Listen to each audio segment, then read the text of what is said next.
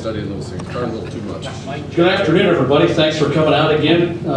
Thanks to Pancheros for sponsoring a great luncheon. I hope everybody's had a great day and enjoying a burrito and soft drink.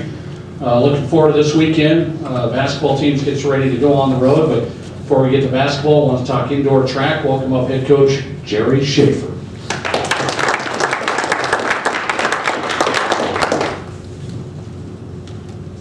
Thanks, Nate. Welcome, everybody. It's a beautiful day outside. We probably should have had a picnic out the back door here, but it's a great day. Well, we did have an indoor meet here last weekend. On Saturday, we went to the Dave Little Invitational up in Blackville State, and we do compete up there quite a bit. They put on several meets, and it's close, so it's hard to beat that. But the teams that were there this weekend, Montana State Billings, as well as Black Hill State, Chadron State, Dickinson State, Rocky Mountain College, and Gillette College were the teams besides us. So there were seven schools, pretty good competition. And we didn't have quite as many personal bests this week as we did 2 weekends ago. We only had 15 people improve on their times. But what was really interesting was that a lot of the kids that didn't improve their times were at least consistent with where they were the week before, within a second or two in their events or an inch or two in their field events. So it was a good performance overall. We like to see the kids improve, but they won't always improve on a weekly basis. And as long as they stay consistent, then they're poised for another big improvement coming up down the road. So we're very pleased to see that. We had 3 first place finishes. Josh Thomas won the long jump again, and not quite as far as last week, but within a couple of inches. And he also got second in the 200 meters. And one of our other first places was Jack Batho, freshman thrower out of Omaha. Jack throws the weight throw and the shot put. He won the shot put. And if I can just give you a little frame of reference, if Jack were throwing the shot from that wall, the 16-pound shot would have hit the wall over here. So just to give you an idea, he hit 50 feet even this week, and improved by about 6 inches in the shot put. So good performance on his part. He also got second in the weight throw, and it's only the second time he's thrown the indoor weight, the 35-pound weight, and he threw that 48 feet. So again, frame of reference, if he's throwing from that wall, probably would have landed in the couch over here. So you guys over here would want to be ducking. Okay. The third first place we had was Katie Kroll. Every once in a while, we can talk Chadron State or Black Hill State into putting on an indoor 400-meter hurdle race, which is really kind of different because you can't stay in your lanes for 400 meters indoors on a short track to hit the hurdles and have 10 full hurdles like we do outdoors. So they cut it to 8 hurdles, and the kids hurdle 2 hurdles on each straightaway. And they're able to cut to the inside after about 150 meters. And so it's an interesting kind of a race. And Katie actually won the 400 intermediate hurdles. It's the second time she's run that race. And she ran it in 1 minute and 7 seconds, which going over barriers on a short track was very good. She's within 3.5 seconds of her school record from last spring outdoors. So that tells us that she's ready to step up as soon as we get outdoors, and should improve on last year's performances in that particular race.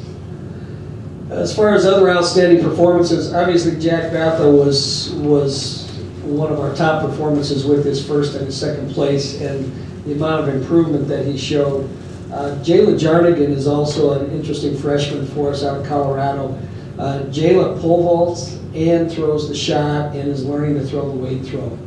And she actually had personal bests in both the pole vault this week, improved to 9 feet and 1/4 inch, 6-inch improvement over the week before. And she threw the shot put 38 feet 10, I believe it's 10 1/4, 10.5 inches in that range, which was a full foot further than her personal best prior. So she's doing a great job for us. The third outstanding performance that I really want to highlight is Kari Radke, and Kari's here with us today, so you'll be able to visit with her a little bit. She ran the 5K 19:44 and change as far as the time, 19 minutes 44 plus seconds, and 19 seconds faster than her best time last year, which was outdoors. So she did a really, really fine job for us, moved way up on our top 10 performance list. And as soon as we're done talking to Kari, Brad's going to queue up her race in the whole race, and we're going to see if she gets done before Jason's done talking. Just to give you a frame of reference, okay? Our next meet will be Schafer on Friday this week, and I'm not sure who all is going to be there. That's typically a smaller meet. And with our athletes, we try and put them in some different events in their areas just to give them some variety, and so they don't get stale running the same races week in, week out. So it's going to be a little different for us this week, but hopefully we get something out of that. And some of our longer distance people and longer sprinters are going to run some shorter races, and so it should be interesting. So I will bring up Kari now. So Kari Radke.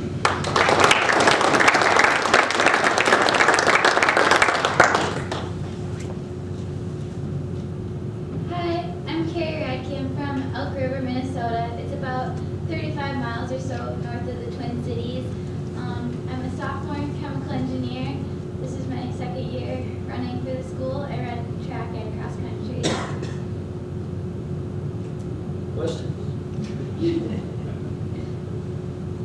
What do you attribute to being 19 seconds faster? Probably just the way Coach Johnson had our cross country season set up. He had it so we would have a really, really strong base all through cross country, and then hopefully take time off of our track times. Were you a track star in high school? Yeah, I ran track and cross country in high school too. Do you know what you want to be when you're done here at South Coast? I'd like to do something along the lines of working in something that would improve the environment with chemical engineering. I think that'd be really cool. Who's your favorite coach? Coach Schafer or Coach Johnson? Coach Larsen. I'm not sure.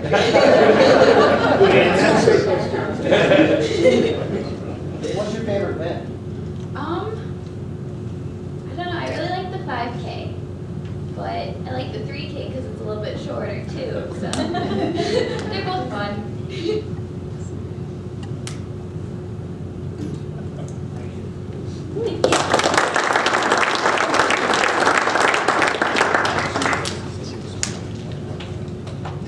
Coach, I mean, we don't ask people, do we like you better or Jason Henry better? That's easy. Hardrocker women's basketball is next, right, Brad? Hardrocker women's basketball coach, Ryan Larsen. Needs no introduction.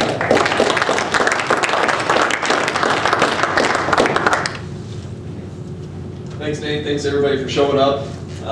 It was a absolute blur of a weekend from Friday to Saturday. Friday night, UCCS is a very good basketball team. We knew that coming in. Preseason player of the year. She's leading the league in scoring, Brittany Hernandez. They got really a bunch of good players around her.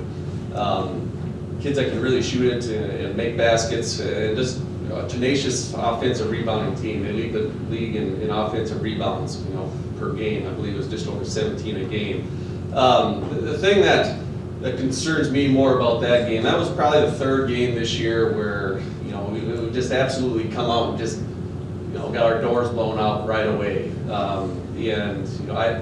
That's something that we've been really working on. We got to find a remedy for it, and I take full responsibility for it. I haven't quite found a way to really reach this team right now as far as getting them ready, prepared for a certain game. the first time you kind of shrug it off, the second time you start to wonder, but the third time it's pretty alarming. So I got to do a much better job of finding a way for this team to get ready to play on a night-to-night basis. And again, UCCS is a very good team, but we made it look like the San Antonio Spurs that night. We certainly did. We just did not have our best stuff by any means Friday night. It was a good chance to get a lot of kids playing time, and it was good to see those young kids get a lot of playing time. They fixed some things for us, remedy that we talked about at halftime. It was really nice. We tried to guard their motion a certain way, and we just weren't quite able to do it. But after talking about it for, I don't know, the fourth or fifth time probably at halftime, Taylor Molstead did a nice job of guarding it and getting a steal and getting a breaking away layup for us. But I'm not sure what that is yet, and I'm not trying to sound negative or throw the kids under the bus by any means. You can ask Krista when she comes up later, and she'll be very honest with you and tell you the same thing. So I'm not trying to be negative, but it's about the third time this year where we got to find a way to get ready to play. Springs is a good team, no doubt about it. I'm not taking anything away from them, but I would certainly like to give them a much better effort. But it's nice that we get to play one more time in Springs in a few weeks. And then, I tell you what, Saturday, we played a really good opponent in Metro State, and, played well for about the first 28 minutes. Played well, hung around, were okay defensively, and didn't rebound the ball very well at all. And that's kind of been the Achilles heel for us this year. We don't guard the arc very well at times. We're dead last in the league as far as teams shooting threes on us. We're really working on that in practice, and we're one of the worst teams defensively as far as giving up offensive rebounds as well. But I tell you what, about the 28-minute mark when we started to defend really well and be aggressive defensively and actually boxing out and getting good rebounds, we had a big time run. And I'm still not sure what the point total was. It was 20-something to 1 run in the last 12 minutes of the game. And it was really fun basketball. It was just an absolute flurry. I think Coach Javi from Metro called 2 timeouts, and they just couldn't stop it. We were on fire, and it was great. And it starts with the defensive end and getting rebounds. There are so many times this year where we'll have a great defensive stop, just a great defensive stop, and we'll give up a cheap offensive rebound. It's tough to defend for 25, 30 seconds and get the air taken out of you by giving up an offensive rebound. There again, the kids know it. They are working hard at it. We are getting better and better and better at that. But we just have to rebound the basketball a lot better. And that's what started for us. Once we get killing and rebounds and we can get good outlets, then we can play faster. All right, and we're the aggressor. And we started to do that. And again, I attribute that exactly to that 20 or whatever run that we had there against Metro to end the game. That was really fun. It's nice to see that, and the kids can start to feed off that. And hopefully, they enjoy the defensive end more. The better defense you have, the more chance for offense that you have. And then the other thing that was very key for us in that Metro game was, especially the second half. I believe we had 13 turnovers at halftime. Then we ended with 20 for the game, which isn't a great number by any means, but when you have 13 at the half, and end with 20, that's pretty good. And then, majority of those second half turnovers were kind of the last 3.5 minutes. But we did a fantastic job of taking care of the basketball. There again, you defend, you can go out and play fast, and you take care of the ball. The scoreboard's going to light up a lot quicker. So hopefully we can, just keep improving on that every day. Obviously, we practice it every day. But once you start to see it and you feel it, getting more defensive rebounds and taking care of the ball, it becomes a lot more enjoyable. The light bulb clicks on a lot faster for us. So that was a tremendous win for us. Now, I've said this before, but this is an absolute resilient team. I tell you what, from the punches that we took Friday night to regroup and come back and play with the energy and the confidence that we did Saturday, that speaks a lot to this group of young ladies. And after Friday's game, I'm disappointed, very disappointed, but I was excited about Saturday just because I know the character of these young ladies, and I knew that they would come back and really come ready to play Saturday. So I would I was a gambling man. I would put a lot of money on that game that we were going to win, but obviously I didn't. But I had total confidence that we were going to play well Saturday and win that game. So again, that's again just speaks to the type of character that we have in our players right now and the kind of type of pride that they have. So that was really fun to see, and I'm very proud of the young ladies for responding the way they did. Brad, you got any clips for us? I believe these clips are in succession when we start our run. Krista does a great job of picking and popping here, getting the ball reversed, and this particular action is right out of our offense. Devin gets a great ball screen, kicks it out, and Megan Rohr never misses an inside-out three. And this really gets us going right now. Again, Alexis gets a great contest on the shot there. Devin tracks down the ball, hits the floor, selling out on her body, and here comes Krista playing fast. Again, Lexi attacks the paint, inside-out three, boom. Now we're smelling blood in the water right now. Devin with a great contest there and close out, tracks down another long rebound. We are playing fast, the camera doesn't show it that well. And again, just another motion action that we have. Megan with a great read and going to her left hand. Megan has really changed her game the last 3 weeks by using her left hand a lot more. Great defensive stop there. Taylor goes and gets a board. And again, we're slowing down because this is in succession. And just fast basketball. That is a lot of fun right there.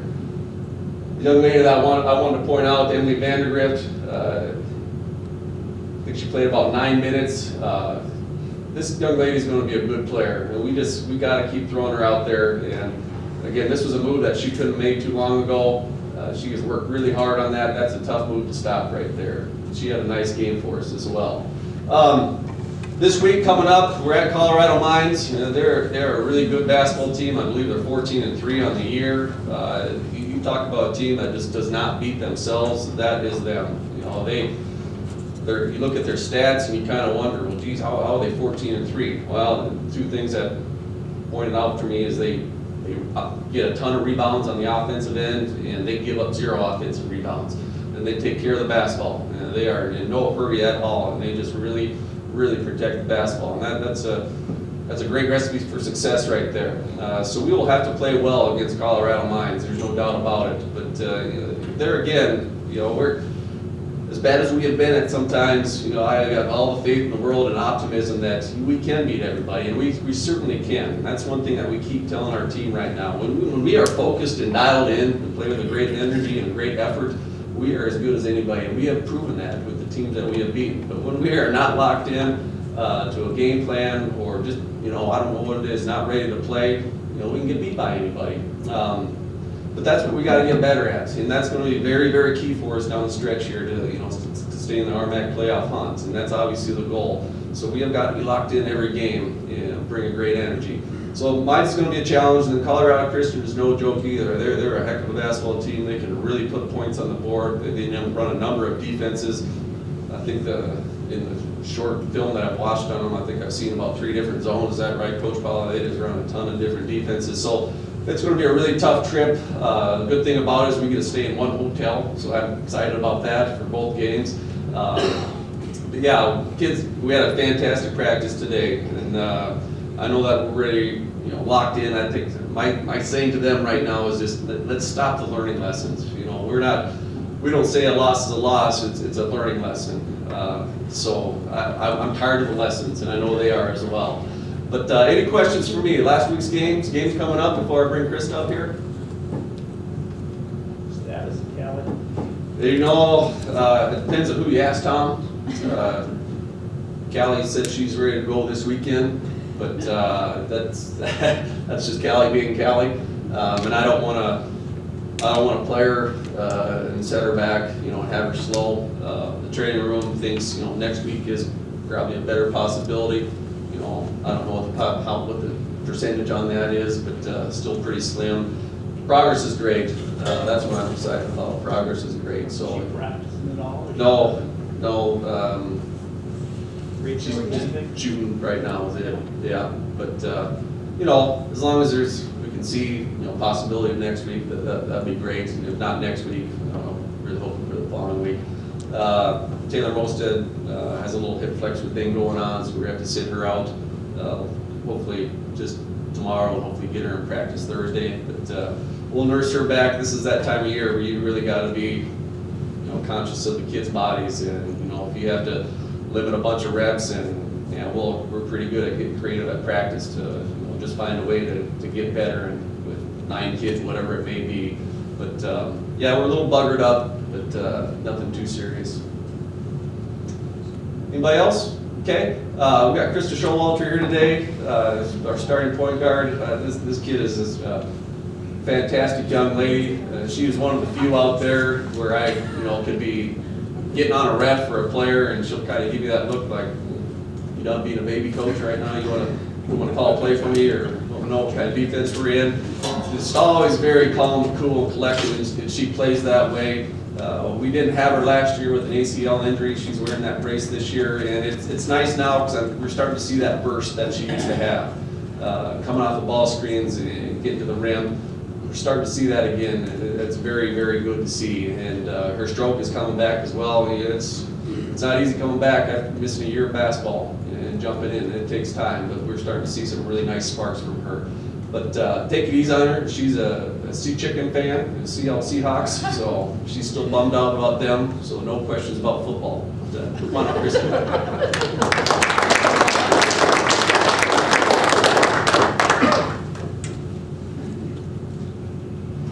I've been dreading him talking about that since the Broncos won the other day, but that's all right. Like he said, my name is Krista Showalter. I'm from Arlington, Washington. I'm majoring in industrial engineering. I'm a junior in school, and as Coach said, I tore my ACL last year, so I'm a sophomore basketball-wise. I decided to redshirt last year, and I'll be here for 5 total years. I just kind of want to talk about a player's perspective on how this last weekend went. I know Coach kind of just went over everything that happened, but Friday night against UCCS, as disappointing as it was to probably watch as a fan, it was just as disappointing as a player and as a coach. And after that game, we had a really long talk in the locker room about what we were going to do from here. And I think it was mostly upsetting coming back from such a great weekend again in Colorado, like coming off of 2 road wins, and then you come and kind of lay an egg like that. Like we didn't really put up a fight. And we would keep saying all these things, like our best basketball is ahead of us, and we got to stop doing this. And it was a real eye-opener for our team to see that we really don't have many weekends left to take all this time to figure it out. And when you realize that, and you realize we have seniors that are on their last run and all this stuff, you really have to come together as a team and figure out what you're going to do. And our senior captains, Lexi and Devin, did a really great job leading that conversation and getting people to jump on board. And so Saturday, we came back and obviously turned it around. We ended up winning by 18 and then 19, I think. But that game was really weird for me. I remember looking at the score 3 different times in the game. And the first was when we were down 12. And I was a little nervous because I was like, I really don't want to do the same thing we just did last night. Like, we're supposed to be resilient and bounce back. And then at halftime, we were still down, but it was closer. And I thought, okay, we're going to battle out this game till the end. And then all of a sudden I looked and we were up 20, and I was like, what happened? I don't remember this happening. And after the game I thought about it, and I think we just really started to just go out and play and have fun and not worry so much about all this other background noise and about a playoff spot and all this stuff. And we got back to doing things we're good at. Like Coach said, we get rebounds, we get outlets, and we can run. We're a great running team, and once that happens, it fuels all the momentum for our offense, even if we're not running fast. So I think once we realized that and just started playing together and just didn't look at the score, like I didn't obviously, but so that really helped us get that win. And as Coach said, we're going to Colorado Mines and Colorado Christian next weekend, and it'll be a really great opportunity for us to prove how hard we've worked and that we deserve to be here. And we're in a hunt for a playoff spot, and that's our focus right now, is really not coming out and laying eggs in games. Like, games matter all the time, and especially from here on out. So we're just really excited for the opportunity for this upcoming weekend. Any questions for me? So when you had that conversation after the game Friday night, what did you take away? I mean, what did you, if you could say 3 things that came out? Like I said, the main thing the comment that I specifically made was that we don't have a lot of time left, and we can't sit here and wait around for something good to happen. Like, we need to make it happen ourselves. So I think that was the biggest lesson that everyone learned, is we keep thinking that, oh, we have half a season left, or we have a lot of season left to make up for it, and we don't. And we have seniors on our team, 2 great seniors that have put in a lot of work, and as they were leading that conversation, it sets in, like, Devin was emotionally saying, like, we don't have a lot of time, and she doesn't have a lot of time. And these are your friends and your teammates that you need to be playing for and taking responsibility with each other. And Coach said that the loss is his responsibility, and it's not. It's on us, and we have to control the things that we know how to control, and we just didn't. So that was the main points we took away. Anybody else? All right, thank you.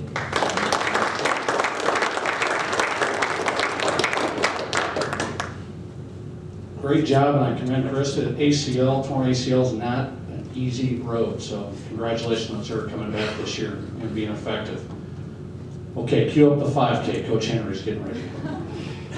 Coach Henry, tough games Friday and Saturday. Welcome up, Coach Henry.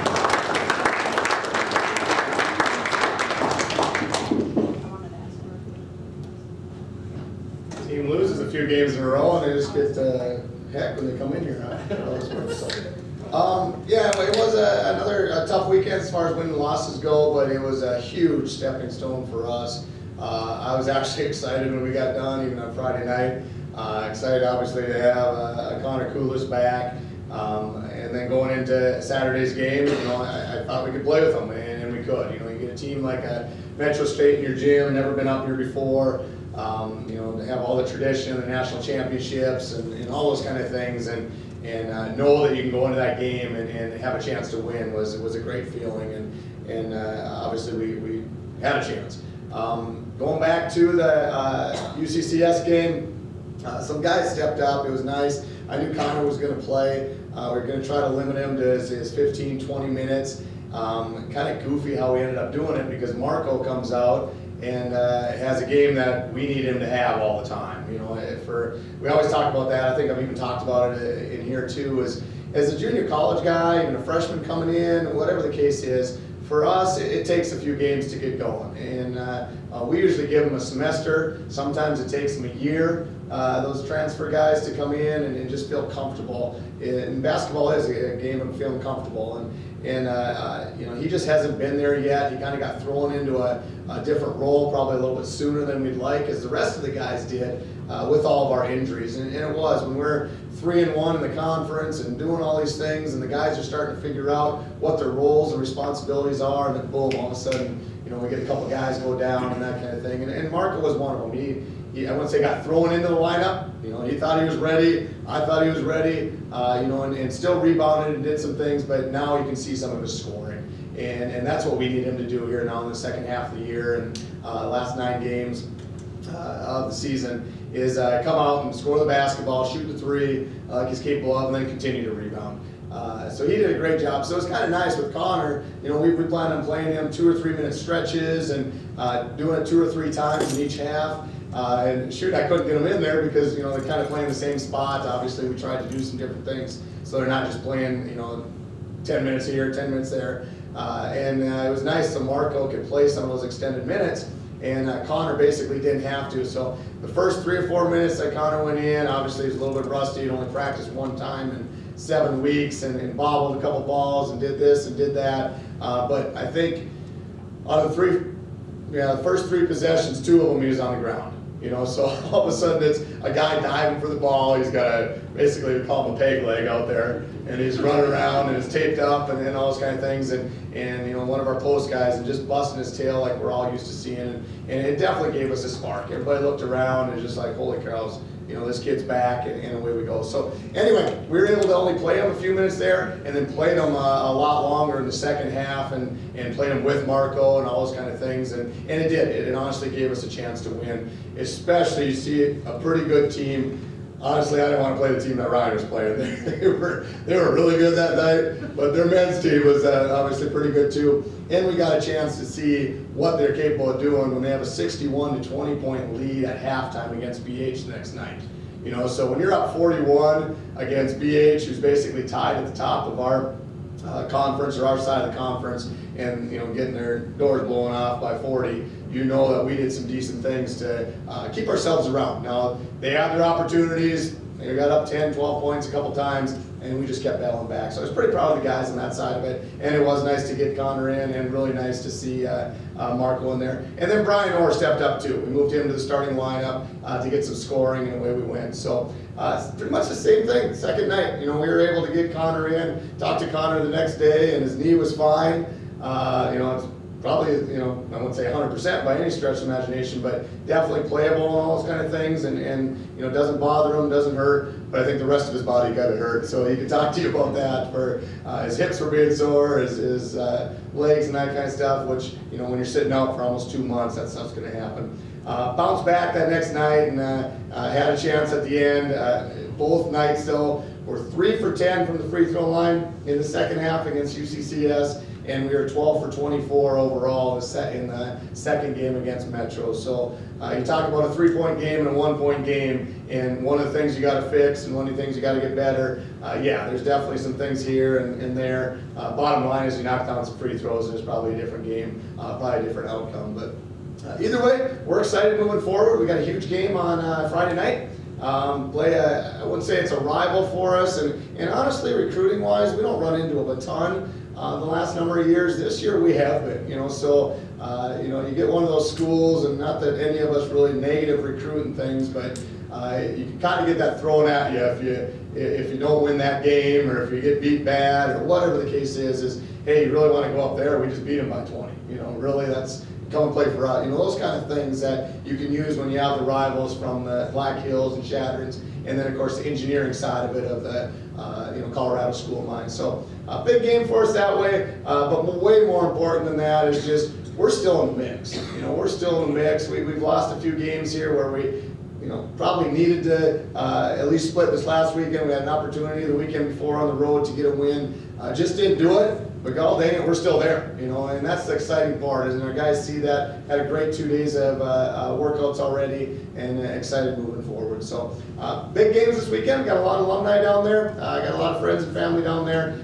Be a good crowd for us at the games and stuff too. So our guys are real excited and playing, the top half. They're both in the that so-called 8 teams that are moving forward in playoffs, and they're both in those spots right now. So 2 games. In fact, everybody that we play the remainder of the year is ahead of us right now in the standings, and we're still ahead of plenty of people too. So definitely some opportunity to knock some people off and obviously get us into that top 8. So got some quick going for us here. I didn't see this. I didn't even make it. I don't know where Brad got it. He probably filmed it himself down there, but. And Justin, I can't say enough too. Marco hitting the 3 here, but Justin and Tyler, our post guys, you talk about UCCS, and here's a Metro game with the press, and a quick dunk here for Justin. But those guys did an exceptional job with UCCS. I think was averaging 22 or 24 points on second chance points, and that's really one of our keys that we talked a ton about. I don't know if you guys ever seen that movie where they go have surgery and then the guy can throw like little kid, he can throw it that much harder and stuff in baseball, whatever that movie was? That was Konor. I guess now he can jump. He had surgery or something behind the scenes, or went to Germany or whatever the case is, but he gets a dunk on a fake, right? But yeah, but our post guys, Tyler did a great job offensive rebounding wise. Justin's played very, very well. He's been as best as he's played since he's been here for 5 years. These last basically 2 weeks, as far as being strong, being physical, not giving up rebounds. But we limited them to 10 points both nights on second chance points, which is why we were in both of the games. That's why they've kind of blown out some teams and just on the offense boards and whatnot. Metro.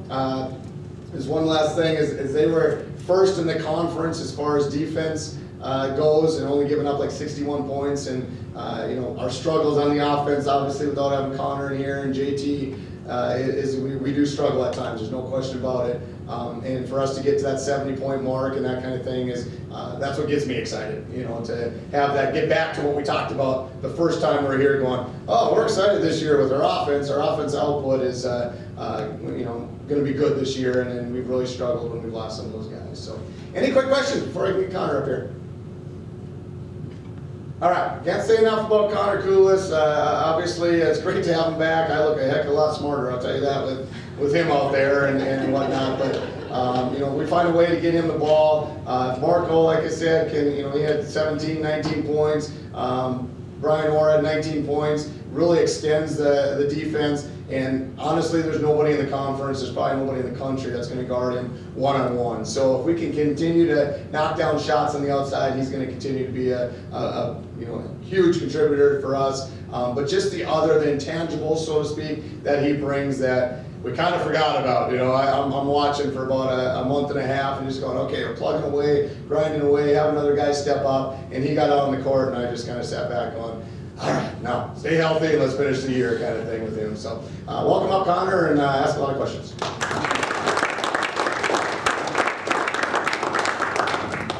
Hi, I'm Konor Kulas. I'm from Appleton, Wisconsin. I'm an industrial engineering major. I just got off an MCL injury, so I want to say thanks to Sean and the rest of the training staff for coming in on a lot of weekends when the team was on road trips and doing a couple hours of rehab with me when they could have been at home with their family, and that means a lot to get me back out there.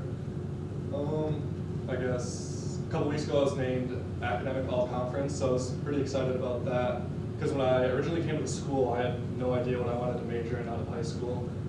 I came here and talked to Dr. Kirk, and he told me about industrial engineering and really sold me on it. But at the same time, I was a little nervous. I was like, an engineer, that's a big word. I don't know if I want that much responsibility.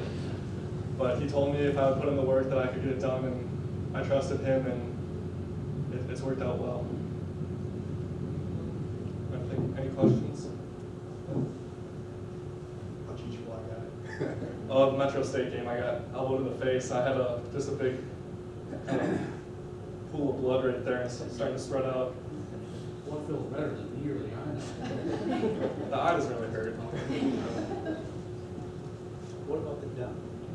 The dunk. Was it like a leg and a half, or what was the deal? Yeah, I wasn't really expecting that. I just kind of drove to the hoop and was up there and decided to throw it down. You got any good Coach Henry stories for us at all? No, I gave you a chance to think about it. My freshman year, we were in California over New Year's. We were practicing in Arizona, and Calvin was wearing some sort of flat brim hat, and Coach said, no hats like that. And he took it from him and put it on himself and wore it around the rest of practice and at the hotel, and we just got a huge kick out of it.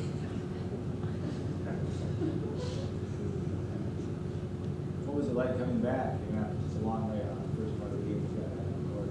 It was just so exciting. You forget how much fun it is to go out there. Sometimes when you're in the thick of the season, you just get stressed. You're like, oh, I got to do this for the team. I got to do that. And you forget that how much you enjoy playing the game. And when you have to step away from it for a month, you really realize why you play it and how much you miss it. Is there some special reason why you throw the ball in and then run the full court? And that's good. Should we change that? He's a great passer. And we saw that. Yeah, I was watching my Aaron Rodgers Hail Mary highlights. That's where he got So it where I'm from. not from. Packer fan. Yep. Bad. Anything else for Konor? I just want to say one thing, my grandma watching, just that I miss her and I'm thinking of her extra today.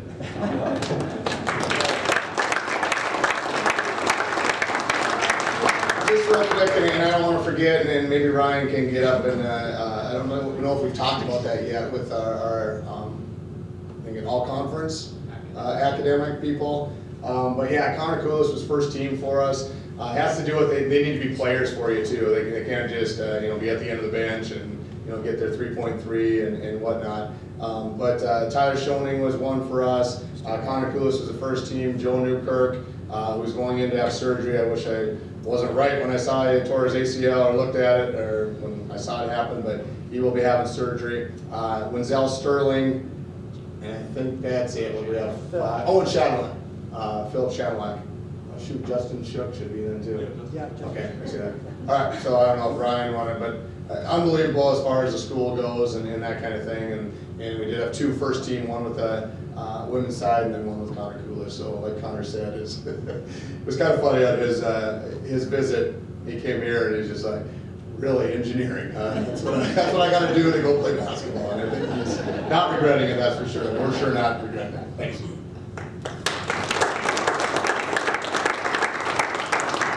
On the women's side, correct me if I'm wrong, Megan Rohr, Alexis Long, oh, I'm missing. Krista Showalter, Krista Showalter, Devin Ashe. So 9 players total on the men's side and women's side, academic all conference. So commend the student athletes, commend the coaches, getting some great people here. So a couple of things I want to point out.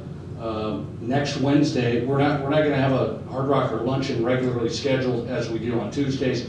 We're going to have a National Signing Day party, which is Wednesday, February 3rd, down at Buffalo Wild Wings. But first things first, Brad and the SID crew are going to have the National Signing Day streaming online next Wednesday, so you can start watching. It's kind of a neat deal. If you've never seen it, you can go to GoRockers.com. It'll be streamed live on there. The coaches going through the process and announcing every player that commits and where they're from and their background and what they're going to do for the program. So that's kind of a good deal if you haven't watched that. That's next Wednesday, GoRockers.com. And then later in the day, we're going to have that party down at Buffalo Wild Wings. So they're going to do the same type of deal, come down at 4:30 next Wednesday and hear from the coaches and kind of have a little celebration down there for the new Hardrocker recruiting class in the football program. So that'll be next Wednesday at 4:30.